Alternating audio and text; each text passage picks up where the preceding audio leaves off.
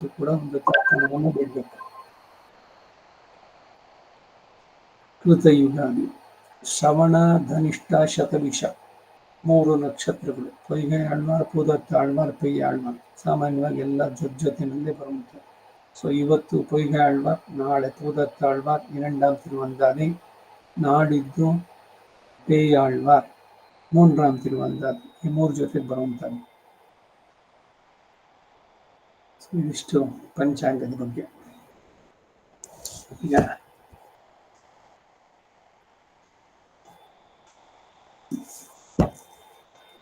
अस्मद्गुरुभ्यो नमः. हरिः ओम्. यश्छन्दसां वृषभो विश्वरूपः, छन्दोभ्योऽद्यमृतात् सम्बभूव, समेन्द्रो मेधया स्पृणोतु, अमृतस्य देवधारणो भूयासम्, शरीरं मे विचर्षणम्, जिह्वा मे मधुमत्तमा, कर्णाभ्यां भूरिविश्रुवम्, ब्रह्मणः कोशोऽसि मेधया पीतः, श्रुतं मे गोपाय. ತೈತ್ತಿರಿಯ ಸಂಹಿತ 3ನೇ ಕಾಂಡ 4ನೇ ಪ್ರಶ್ನೆ 9ನೇ ಅನುವಾಕ. ಇವತ್ತು ನವಮಿ, ದಶಮಿ, ಏಕಾದಶಿ, ದ್ವಾದಶಿ. ಅದು ಮುಂದಕ್ಕೆ 3 ದಿವಸ ಇದೆ. ದ್ವಾದಶಿ ದಿವಸನೇ ಅದೇನು ಇದೆಯಾ ನೋಡೋಣ. ದ್ವಾದಶಿ ಪ್ರದೋಷ,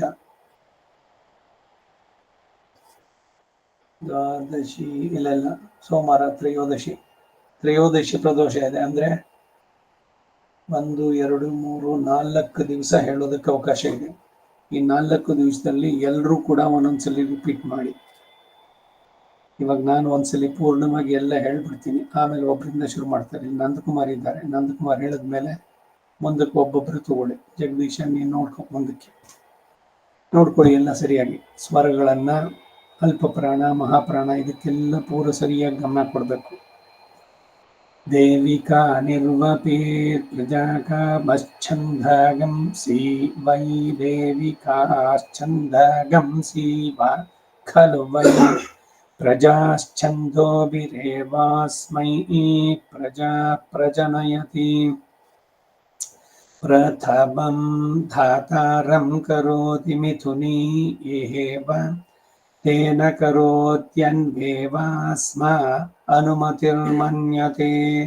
ಪ್ರಾತೆ ರಾಕಾ ಪ್ರಸಿನಿ ವಾಲಿ ಜನಯತಿ, ಪ್ರಜಾಸ್ವೇಮ ಪ್ರಜಾತಾಸು ಕುಹ್ವಾ ವಾಚಂ ದದಾತ್ಯೇತ ಏವ.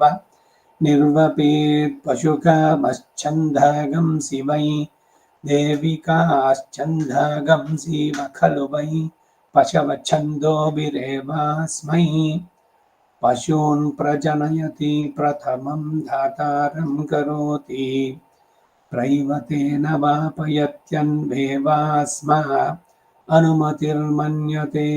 ರಾತೆ ರಾಕಾ ಪ್ರಸಿನಿ ವಾಲಿ ಜನಯತಿ, ಪಶೂನೇವ ಪ್ರಜಾತಾನ್ ಕುಹ್ವಾ ಪ್ರತಿಷ್ಠಾಪಯತ್ಯೇತ ಏವ. ನಿರ್ವಪೇದ್ಗ್ರಾಮಕಾಮಶ್ಚಂದಗಂ ಸಿ ವೈ, ದೇವಿಕಾಶ್ಚಂದಗಂ ಸಿ ವ ಖಲು ವೈ, ಗ್ರಾಮಶ್ಚಂದೋಭಿರೇವಾಸ್ಮೈ. ಗ್ರಾಮಮವರುಂಧೆ ಮಧ್ಯತೋ ಧಾತಾರಂ ಕರೋತಿ, ಮಧ್ಯತ ಏವೈನಂ ಗ್ರಾಮಸ್ಯ ದಧಾತ್ಯೇತ ಏವ. ನಿರ್ವಪೇಜ್ಯೋಗಾಮಯಾಭಿ ಛಂದಗಂ ಸಿ ವೈ, ದೇವಿಕಾಶ್ಚಂದಗಂ ಸಿ ಖಲು ವಾ, ಏತಮಭಿಮನ್ಯಂತೆ ಯಸ್ಯ ಜೋಗಾಮಯತಿ.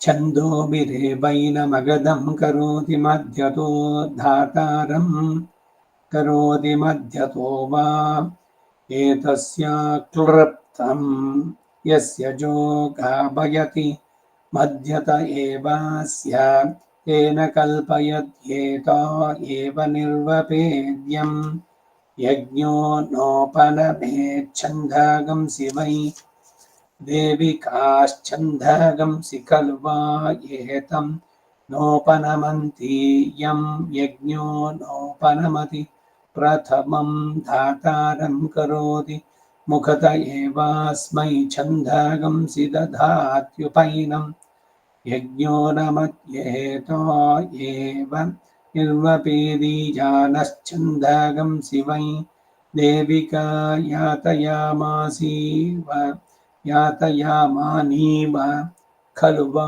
एतस्य छन्दागंसि य ईजान उत्तमं धातारं करोत्युपरिष्टात्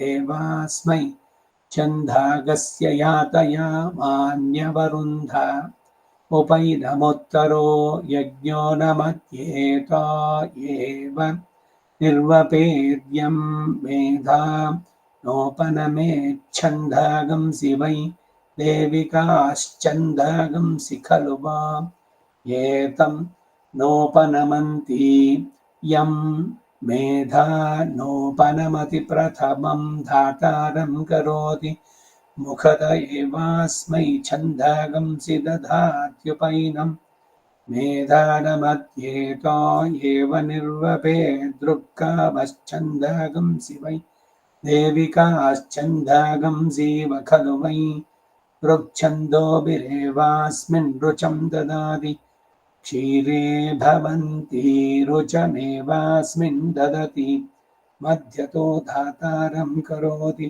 मध्यत एवैनगं रुचो ददाति गायत्री वा अनुमतिस्त्रिष्टुग्राका जगति सिनीवाल्यनुष्टकुहूर्धाता वषट्कारः पूर्वपक्षो राकापरपक्षः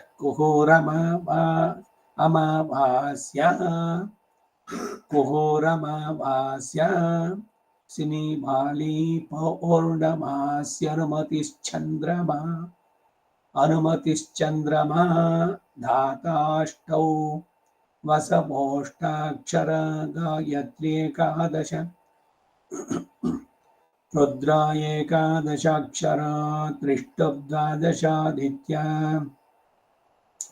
द्वादशाक्षरा जगति प्रजापतिरनुष्टुप्धाता वषट्कार एतद्वै देविकाः सर्वाणि च छन्दागंसि सर्वाश्च देवता वषट्कारस्तायत्सह सर्वा निर्वपेत् ईश्वरायेनं प्रदहो द्वे प्राथमे निरूप्य धातुस्तृतीयं निर्वपेत्तथो एवोत्तरे निर्वपेत्तथैनं न प्रदहन्त्यथो यस्मै कामाय निरूप्यन्ते तमेवाभिरूपाप्नोति अडिबुरुगु पशुकामश्छन्दागंसि वै देविकाश्छन्दागंसि ग्रामं कल्पयत्येतो एव निरुत्तमं धातारं करोति मेधा न मत्येतो एव निर्वपेदष्टौ दहन्ति नव च देविका प्रजाकामो मिथुनी प्रजासु पशुकामः प्रैव ग्रामकामो जोगामयाभि यं यज्ञो य ईजानो यं मेधा ऋक्कामोष्टौ देविका भवन्ति दधति राष्ट्रकामाय भवति ददाति वास्तो ओष्पते प्रतिजानीह्यस्मान् स्वावेशो अनमीवो भवानः यत्त्वे महे प्रतितन्नो जुषस्व शं न येधि द्विपदे शं चतुष्पदे वास्तो ओष्पते षड्मया सगं सदाते सखीमहिरण्वया गातुमत्या आवह क्षेम उत योगे वरं नो यूयं पात स्वस्तिभिः सदा नः यत्सायं प्रातरग्निहोत्रं जुहोत्याहुतिष्ठका एव तामुपधत्ते यजमानो होरात्राणि वा एतस्येष्टका य आहिताग्निर्यत्सायं प्रातर्जुहोत्यहो रात्राण्येवाप्त्वेष्टकाः कृत्वोपधत्ते दश समानत्र जुहोति दश अक्षरा विराट विराजमेवाप्त्वेष्टकाम् कृत्वोपधत्तेथो विराज्येव यज्ञमाप्नोति चित्यश्चित्योऽस्य भवति तस्माद्यत्र दशोषित्वा प्रयाति तद्यज्ञवास्त्ववास्त्वेव तद्यत्ततो ओर्वाचीनगम् रुद्रः खलु वै वास्तोष्पतिर्यदहुत्वा वास्तोष्पतीयं प्रयायाद् रुद्र एनं भूत्वाग्निरनोत्थाय हन्याद्वास्तोष्पतीयं जुहोति भागधेयेनैवैनगं शमयति नार्तिमार्च्छति यजमानो यद्युक्ते जुहुयाद्यथा प्रयाते वास्त्वाबाहुतिं जुहोति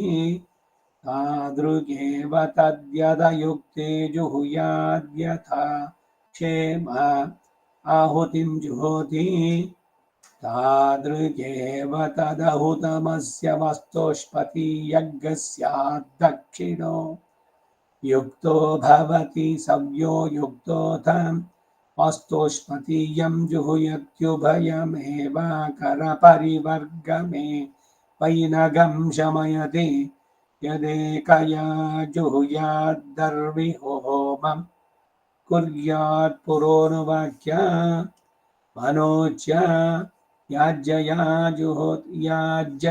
जुहोति ವ್ಯತ್ಯಾಸ ನೋಡಿ. ಮೊದಲು ನಾನು ತಪ್ಪು ಮಾಡಿದ್ದೇನು, ಯಾಜ್ಯ ಯಕಾರ ಉದಾತ್ತ ಹೇಳಿದೆ, ಆಮೇಲೆ ಯಾಜ್ಯ ಜುಹೋತಿ ಜಕಾರ ಉದಾತ್ತ, ಯಾಜ್ಯ ಜುಹೋತಿ ಸದೇವತ್ವಾಯ ಯದ್ಧುತ ಆದದ್ಯಾದ್ ರುದ್ರಂ ಗೃಹಾನನ್ಮಾರೋಹಯೇದ್ಯದವಕ್ಷಾಣಾನ್ಯ ಸಂಪ್ರಕ್ಷಾಪ್ಯ यदवक्षाणान्यसंप्रक्षाप्य यदवक्षाणानि असंप्रक्षाप्य पदाలు नी प्लस आ न्या ಬರುತ್ತೆ ಎಂಡ್ ಸಂಧಿ यदवक्षाणान्यसंप्रक्षाप्य प्रयाद्याद्यथा यज्ञवेशसं वा दहनं वा तादृगेव तदयं ते यो निर्वृत्विय इत्यरण्यो समारोहयत्येष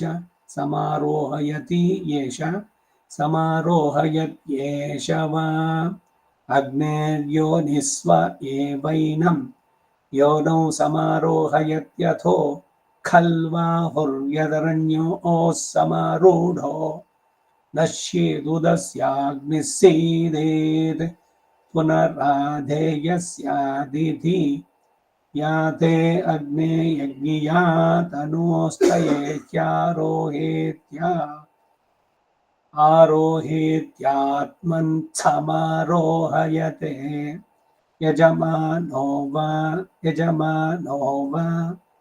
अग्नेर्योनिस्वयामेवैनं योन्यागं समारोहयते धत्तेर्वाचीनज्ञस्य समारोहयति पञ्चचत्वारिकं षट्चं त्वमग्ने बृहद्वयो ददासि देवदाशुषे